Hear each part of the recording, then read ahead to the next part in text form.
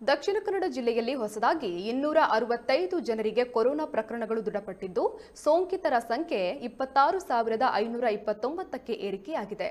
ಇಂದು ಮಹಾಮಾರಿ ಕೊರೋನಾಗೆ 5 ಬಲಿಯಾಗಿದ್ದು, ಇದುವರೆಗೆ ಸೋಂಕಿಗೆ 605 ಜನರು ಸಾವನ್ನಪ್ಪಿದ್ದಾರೆ.